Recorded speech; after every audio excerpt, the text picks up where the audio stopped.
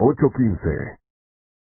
Y estamos de regreso, como les habíamos dicho, el tema de la educación es lo que tiene incluso un debate político, ¿no?, entre las decisiones del gobierno central, entre ellas personificadas en la ministra de Educación y la ministra de Gobierno, y con una respuesta, yo diría, no sé si decirle dura para darle algún calificativo, pero sí con una respuesta definitiva de la alcaldesa de Guayaquil, que dice: aquí no se inicia, ni el que inicia será clausurado.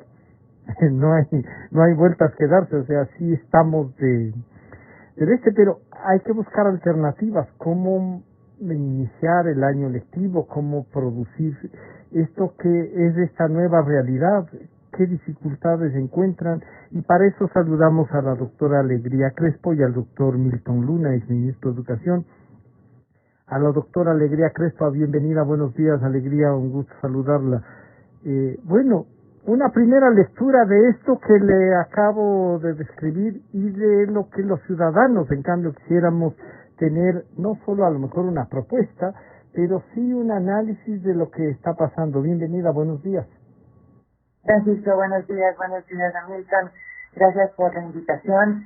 Creo que lo que nos irrita de alguna manera y nos preocupa es la incertidumbre.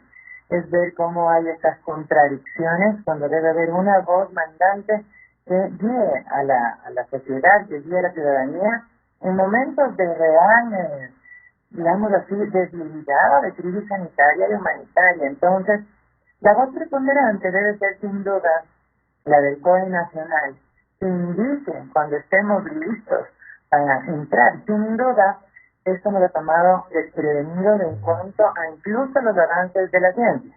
Entonces, no es cuestión de decir entramos o no entramos, sino con qué garantías entramos, porque no podemos exponer a nadie en nuestra ciudadanía, menos aún a los niños y adolescentes. Entonces, no creo que es una cuestión de yo escojo lo que hacer en mi territorio, ni del gobierno, digamos, central.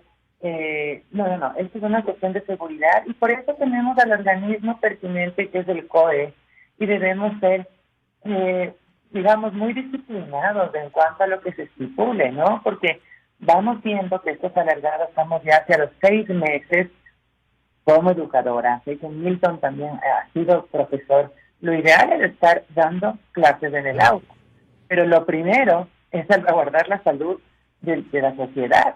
Entonces, de los niños, sobre todo, ¿no es cierto? A mí sí digamos, de alguna manera pienso que debemos tener un Estado más maduro, un Estado más respetuoso. Cuando hay algún tipo de diferencia, pues lo que debe primar es la seguridad a través de un fundamento basado en un organismo que está creado para eso, que es el COE. Así que no más jalar para lo que nos interesa, sino jalar para realmente salvaguardar la salud de la ciudadanía. Esa es mi opinión. Claro, y al saludar a Milton Luna, Milton, bienvenido, buenos días. Y claro, la propuesta de Alegría Crespo es, oigan, que una autoridad nacional tome en consideración esto, pero que resuelva, pero al mismo tiempo de esa resolución esté basada en temas técnicos y que se puedan verificar para no exponer a nadie, porque esto no es quién se luce más o quién demuestra más autoridad. La primera lectura, Milton, bienvenido, buenos días. Muchísimas gracias, Francisco, un saludo, Alegría, y por supuesto todas las personas que nos están escuchando. Coincido totalmente con Alegría en el sentido de que uno debe tomar decisiones basados sobre todo en la información, y en este caso particularmente en todo lo que nos está indicando la ciencia. Y de hecho para esto, por supuesto, hoy corre mucha información científica de por medio, como nunca, y esto yo creo que es muy relevante. Tenemos acceso casi inmediato a conclusiones de investigaciones recientes, papers, en fin, ¿no? Es decir, pero también en esto debe primar el sentido común. está ahí presente el virus. Es un virus mortal. Hay altísimo, no solo que es mortal, sino que el nivel de contagio es extremadamente alto. Hay un estudio que publicó, le amplificó el diario El Universo la semana anterior, de un informe de Harvard y el un hospital de Massachusetts, donde se decía que los niños, los jóvenes, pero particularmente los niños, son factores de transmisión altísima que ya sabíamos, pero lo que se reitera es que el nivel de carga viral que los niños tienen es casi comparable con aquellos pacientes del coronavirus que están en terapia intensiva, es decir, altísimo. Entonces estos son factores que nos dice la ciencia. Más que el riesgo de los niños era el riesgo de las familias de los niños. Así es, pero por eso mismo son un factor de contagio altísimo y son un factor de contagio de altísimo riesgo porque no para ellos mismos, sino que son capaces de transmitirlo, de llevar a las casas. Exacto. Y aquí yo quisiera compartir dos resultados de encuestas y que nos gusta a momentos también constatar con esto, ¿no? El 80% de niños en el país, sobre todo en la costa, señalan que ellos retornarían a las clases de tipo presencial siempre y cuando exista la vacuna, ¿sí? Exactamente, yo creo que incluso en un logro mucho mayor en una encuesta, en la primera es una encuesta que corrió UNICEF, la segunda encuesta corrió, la que voy a mencionar, Confedec, que es la Confederación de Establecimientos Católicos, que preguntó a sus padres de familia y les dijo, ¿ustedes enviarían a sus hijos este momento o las próximas semanas, estando presente el virus? Y alrededor del 90% de sus padres de familia señalaron que ni locos, ¿no? Que no de manera contundente. Entonces, esto significa que hay una conciencia colectiva de la gravedad del asunto, pero además, reitero, no es solamente que la gente está consciente del altísimo riesgo. En este caso, por ejemplo, en el caso de los chicos también contestaban que ellos tampoco quieren contagiar ni a sus padres ni a sus abuelos, claro. Pues es decir, ahí también ya venía una carga emocional. Hay este elemento. Entonces, cualquier decisión debe ser y coincido, me parece una cosa muy importante que aportó Alegría, es decir, lo que uno requiere de la autoridad pública, de quienes están dirigiendo, dos cosas, ¿no? Es decir, que sus decisiones estén basadas muy cercanamente, si no totalmente, a la lectura de la ciencia, pero también que nos generen y procuren tranquilidad y certidumbre.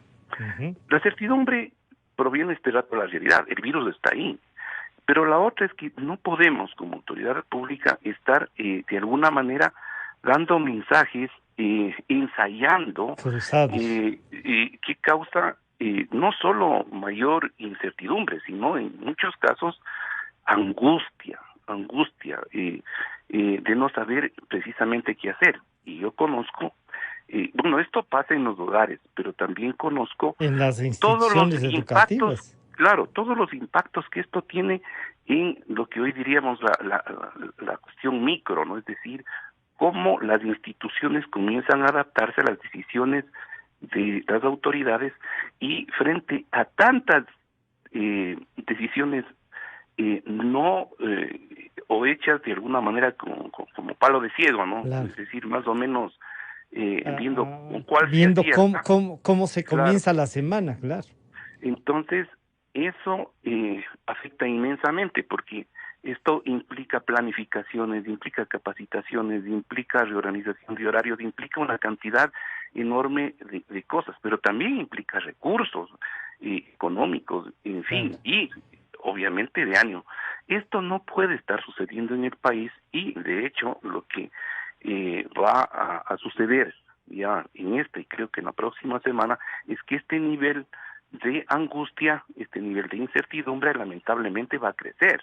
Entonces, claro, sí. Y aquí quiero ahí Milton, y yo quisiera antes de eso preguntar a Alegría, si es que lo mismo pasa en las universidades, ¿no es cierto? Antes de ir, porque sí les quiero pedir a los dos también aquello de que de alguna manera si hay que vivir con el virus, hay que tomar en consideración la parte tecnológica, hay que tomar las seguridades debidas, cómo hacerlos, porque a lo mejor esta es una oportunidad también para que iniciemos con la responsabilidad ciudadana con los niños y encontremos mejores ciudadanos que los que hasta ahora hemos producido y sobre todo en estos últimos 15 años. O sea, cómo recuperamos a la población con algún nivel de organización. Entonces, antes de ir a esa parte, yo quisiera preguntarle a Alegría que si aquí hay una propuesta también desde los sectores educativos, que si bien dice la autoridad toma sus decisiones y debe tomarlas en virtud de estos parámetros, las propuestas educativas, Alegría, ¿por dónde podrían venir? Bueno, hay algunas aristas que usted ha tocado, Francisco. Por un lado, desde el sector universitario, yo soy directora de educación online de la Universidad Internacional SEC, y sin duda lo que más nos preocupa y estamos alineados es con las disposiciones del COI, con la seguridad de nuestros estudiantes. Por tanto, la oferta, ¿no es cierto?, es de educación online, tomando en cuenta que además ya se veía venir la educación online de aquí a algunos años y tuvimos que adaptarla rápidamente para pregrado. Generalmente se la hacía para posgrado más.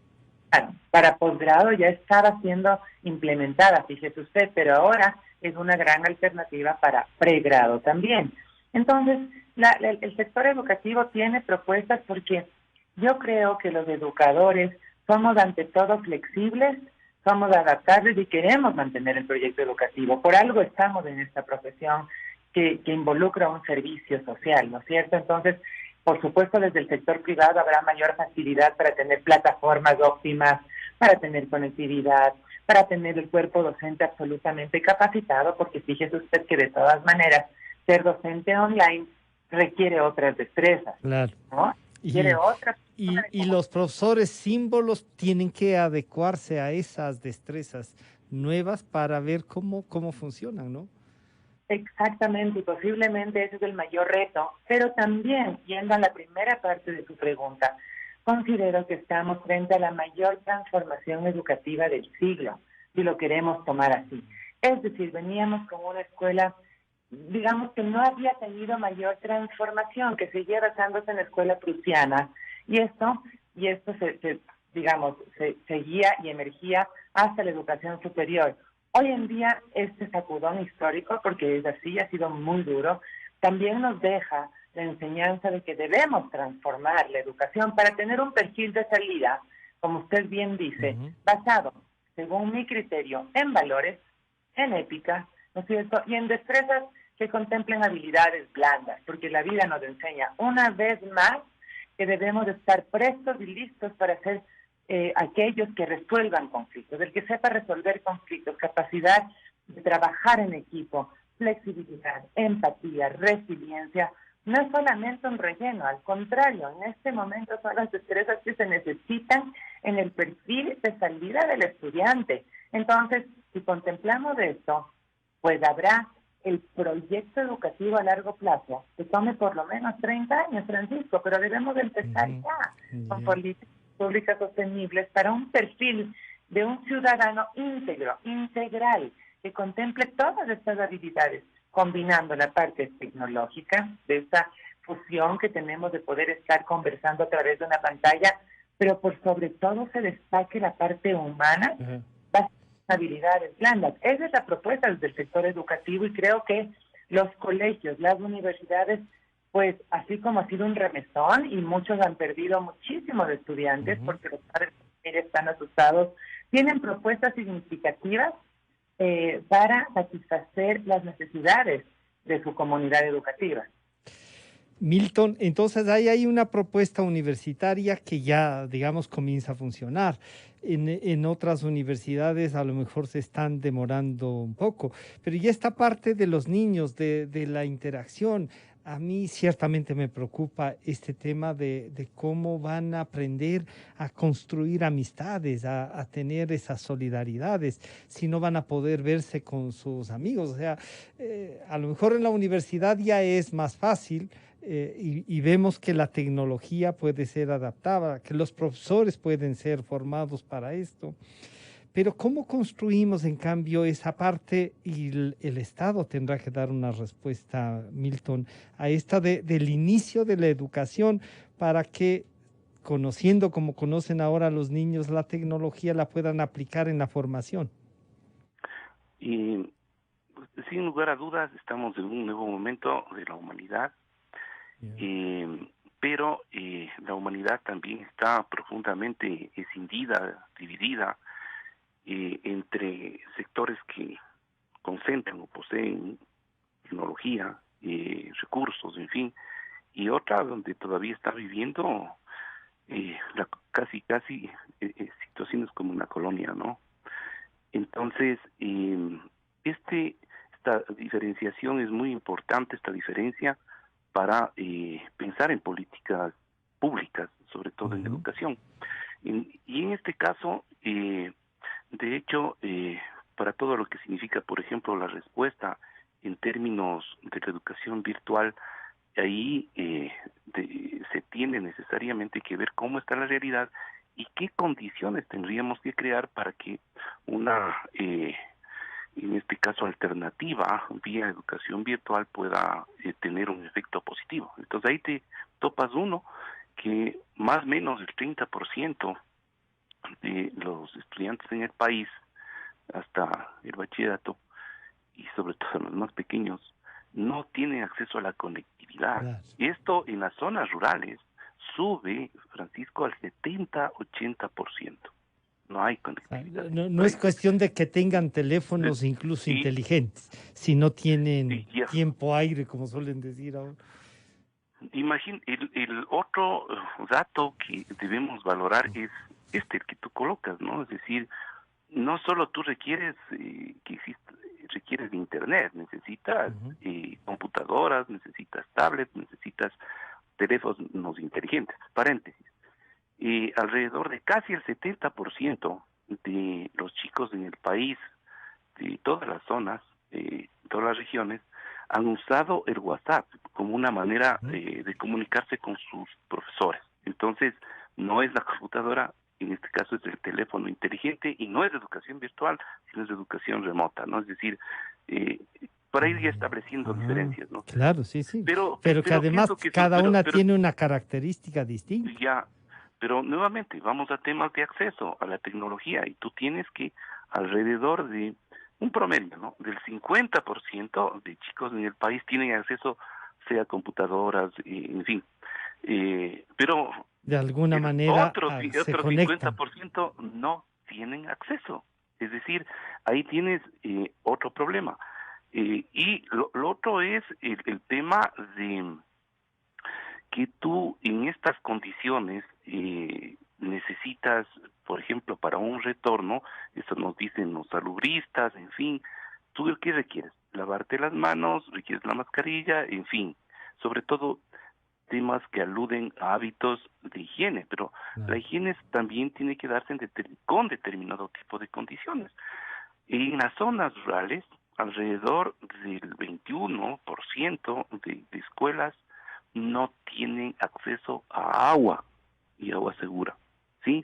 No, alrededor del 35-40% no tienen en este momento acceso a todos los elementos para generar condiciones higiénicas O sea, para óptimas, lo ¿no? básico Es decir, de la bioseguridad no hay condiciones. lavamanos, baños, La en propia fin, ¿no? mascarilla, ¿no?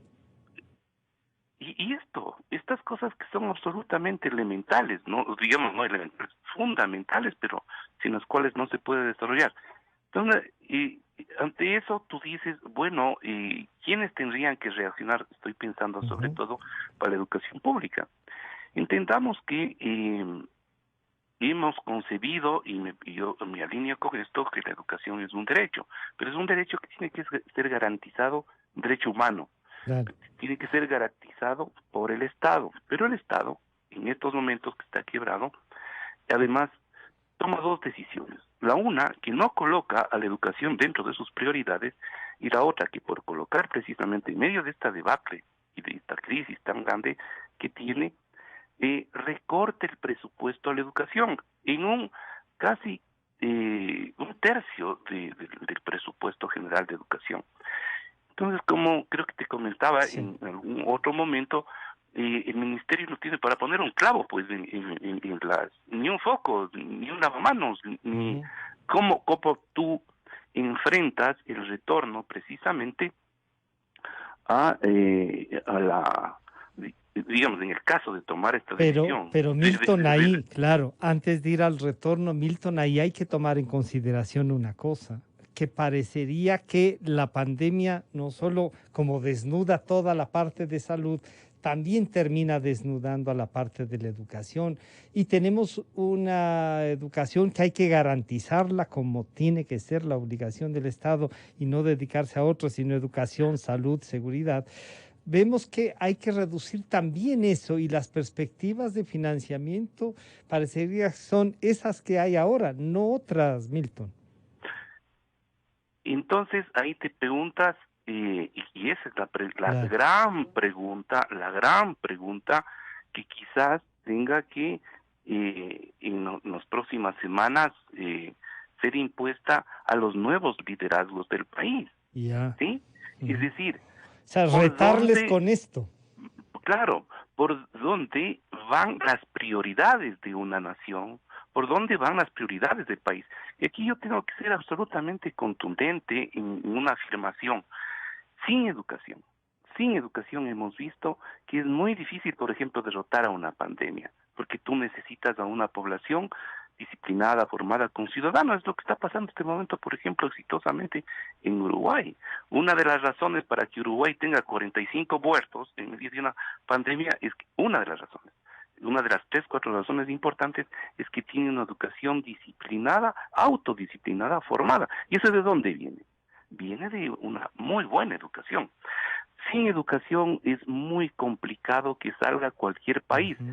El tema es que si nosotros solamente estamos viendo la coyuntura, ver cómo salimos, recortamos de todo lado y estamos recortando elementos o No factores o priorizamos recursos cosas. de un factor, Francisco, estratégico, o sea, coyuntural y estratégico Es. para cualquier nación, ese tipo de decisión es una decisión suicida.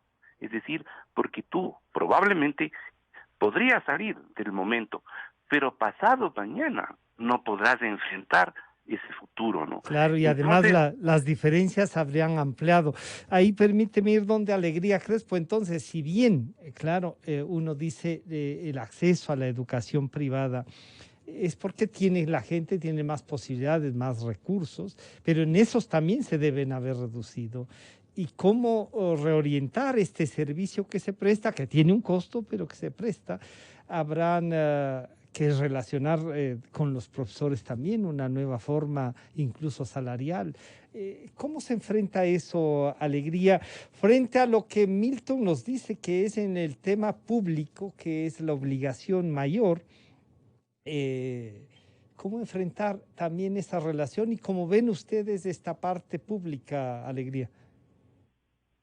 Bueno, realmente ahora desde el sector privado, sí aprovecho y hago un llamado a las Sí. escuelas privadas, a los colegios privados que flexibilicen sus pensiones. He recibido llamadas de muchos padres de familia sumamente preocupados porque muchos de ellos han perdido sus Su trabajos, trabajo.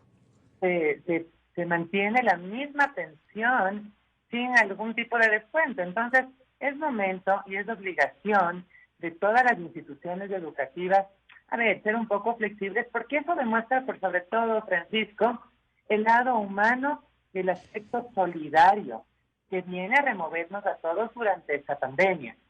Habrá aquellos profesores a quienes se les ha bajado incluso en gran porcentaje su salario.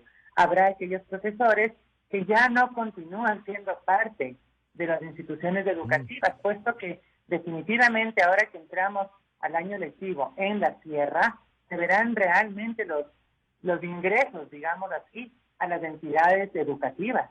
Y estoy segura que habrán bajado en un gran porcentaje. También hay que tomar en cuenta que los padres de familia creen que el homeschooling, ¿no es cierto?, o la educación en casa es la solución más viable para aquellas familias que están preparadas, puesto que este es un estilo de vida en el cual el padre de familia o los padres de familia deben tener holgura económica, mucho conocimiento, paciencia, tiempo, Una formación especial, sí.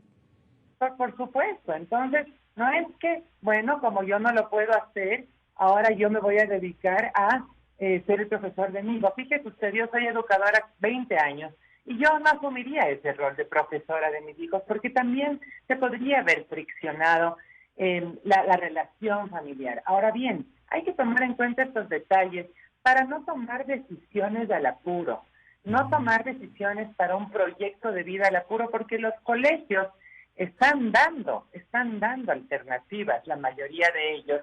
Por supuesto, desde el sector público lo hacen, ¿no es cierto?, siguiendo la línea del Ministerio de Educación, pero también desde el sector particular y desde el sector privado, pues, siguiendo las 3 modalidades que exige el Ministerio de Educación, con una educación un poco más híbrida, semipresencial, digamos así, con tutorías sincrónicas y también con tareas que tienen que hacer los estudiantes en casa.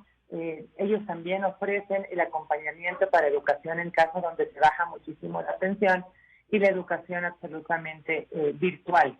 Entonces, hay opciones dentro de la gama de metodologías en este momento. De la experiencia suya en la Universidad Alegría, podríamos decir que los alumnos que estaban matriculados en esa universidad ¿tienen todos acceso al Internet de alguna manera?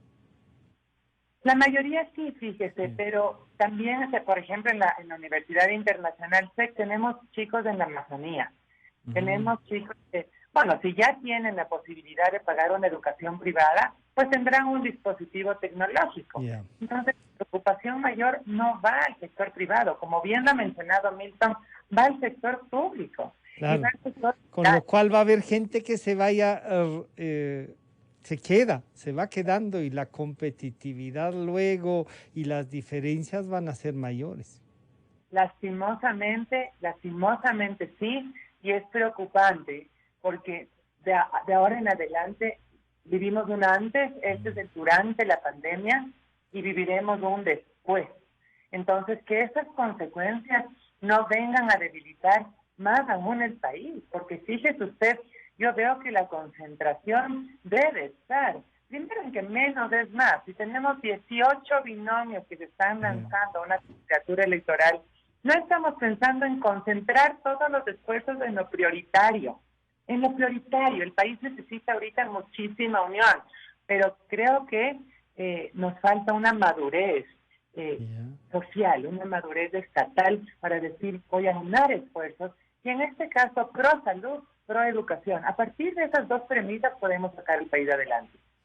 Milton, para concluir entonces podríamos hacer esta reflexión desde el conocimiento que ustedes han hecho, Milton, que tu propio trabajo nos trae permanentemente a la discusión. ¿Cuál sería? ¿Qué sería para iniciar o no clases? Y como ha dicho Alegría, o sea, en la propuesta privada ella misma ha pedido que se busquen condiciones de los colegios, que hagamos un esfuerzo para sostener lo que se aportaba desde la actividad privada. Pero también nos dice, hay un modelo de 18 binomios que no nos permite hacer algo en conjunto. ¿Cómo provocamos entonces esto, Milton? Quiero señalar 3 aspectos que podrían ayudar a despejar tu pregunta. La primera, toda la educación, digamos, la educación privada es muy importante, más o menos el nivel de incidencia, para dar una idea, ¿no? Tú tienes 4,5 millones de estudiantes en el país hasta bachillerato. ¿Sí? De estos, alrededor de 1 millón son atendidos o tienen el servicio de la educación privada. Es decir, Pueden estamos acceder hablando a la educación privada. eh, estamos hablando de cifras inmensas, ¿no?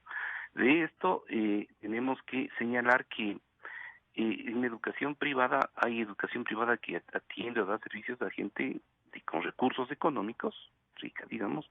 La gran mayoría o una buena parte a los sectores medios que no quieren acceder por razones de todo tipo, entre ellas también religiosas, a la educación pública, y está la educación denominada fiscomisional, que es para los más pobres del país y uno de los,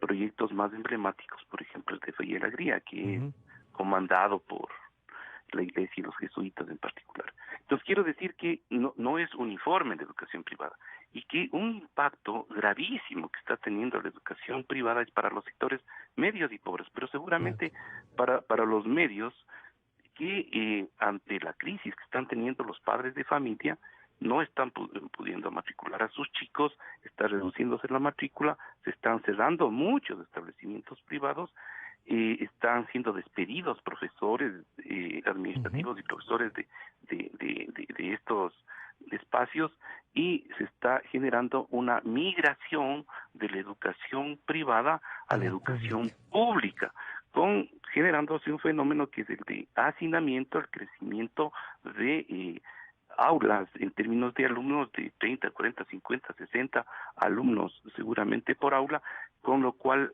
los temas de calidad educativa y de aprendizaje se deterioran, y particularmente la situación del trabajo de los docentes se precariza más. Es decir, es un trabajo gigante, enorme, ¿no? Entonces por ejemplo, es un tema a atender, ¿no? Con urgencia, en fin. Porque es producto de... Claro, lo otro que quiero desmitificar un poco, y es lamentablemente de algunas decisiones que en el imaginario ha ido tomando, y en esta creación de espejismos que ha ido creando la autoridad pública en educación, y es señalar, más o menos decir, bueno, la educación en línea cuesta menos, entonces van a pagar menos. Yo quiero señalar que, al menos esto hablo por experiencia personal, yo soy docente de una universidad en el país, y el trabajo incluso solo de prepararnos, sino de preparar nuestras clases, en fin, yo estoy trabajando el doble.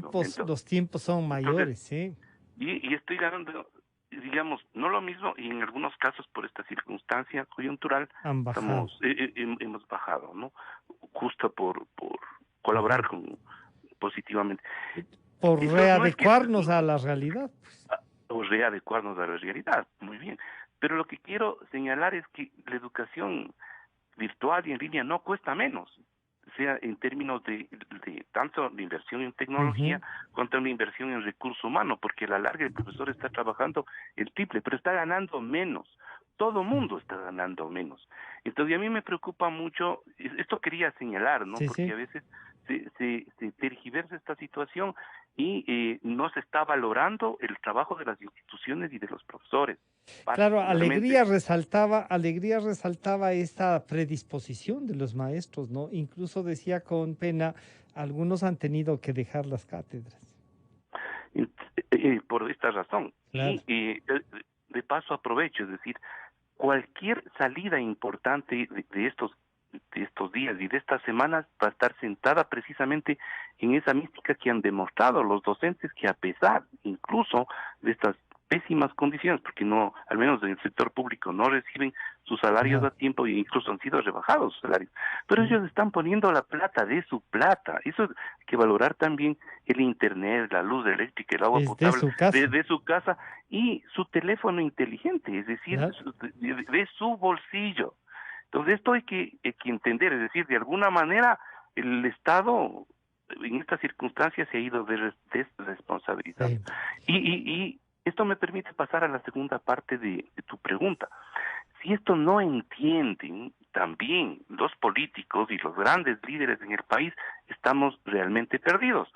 Por eso debemos hacerles entender. Yo quiero darles solamente un dato a los políticos, y quizás por Radio Democracia, que es tan escuchada, lo van a entender.